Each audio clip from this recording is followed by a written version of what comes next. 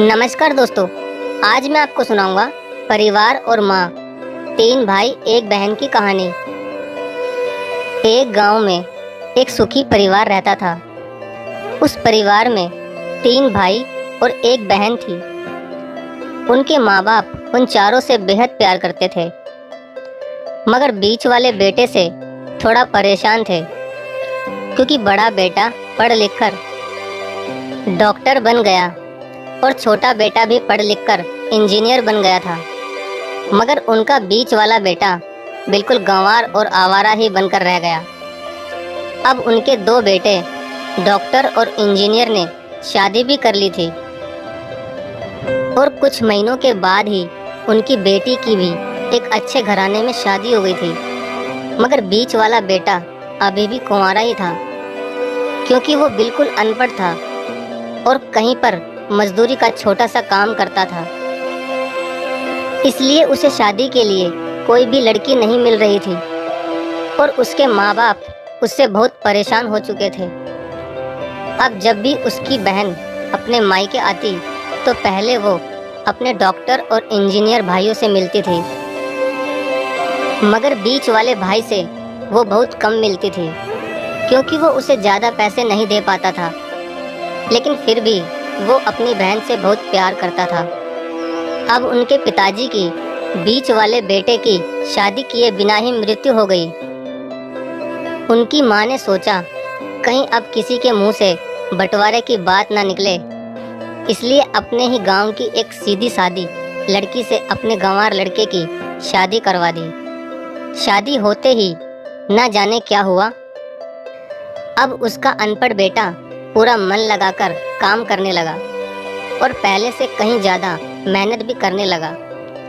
अब तो उसे कोई भी दोस्त बुलाने आता तो वो उसे यही कहता था कि भाई, पहले तो मैं जैसे तैसे अकेला कमाकर खा लेता था, मगर अब मेरी शादी हो गई तो मुझे अपनी पत्नी के लिए भी कमाना पड़ता है और कल को आने वाले बच्चों के लिए भी तो कुछ जोड़ना ही पड़ेगा। इसलिए दोस्त, अब मैं तेरे साथ नहीं घूम सकता। ये कहकर उसका गंवार लड़का सीधा अपने काम पर निकल जाता है। अब उसके दोनों भाई डॉक्टर और इंजीनियर आपस में ये बात करते हैं कि हम दोनों तो उस गंवार से कहीं ज़्यादा पैसे कमाते हैं, इसलिए हम सब घर और ज़मीन का बंटवारा कर लेते हैं और उस गंवार से अलग हो जाते हैं, क्योंकि अब वो हमारे बराबर कभी भी नहीं कमा सकता। इसलिए उन दोनों भाइयों ने अपनी माँ के लाख मना करने के बावजूद भी बंटवारे की तारीख तय कर दी और उन्होंने अपनी बहन को भी बुलवा लिया और अपने गंवार भाई से भी कह दिया कि आज तुम अपने काम पर मत जाना, क्योंकि हम सब आज घर और ज़मीन का बंटवारा करेंगे। उसी वक्त उसकी बहन भी आ जाती है। तभी उसका गंवार भाई कहता है कि तुम लोग बंटवारा कर लो, मुझे जो भी देना हो दे देना, मैं शाम को आकर अंगूठा लगा दूंगा।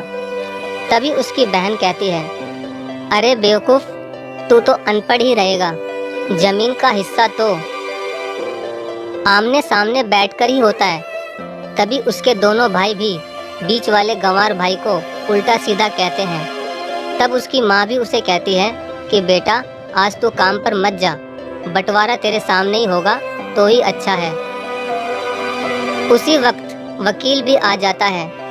तभी वकील कहता है कि आपका सारा हिस्सा मिलाकर 10 बीघा ज़मीन है और आपका घर है।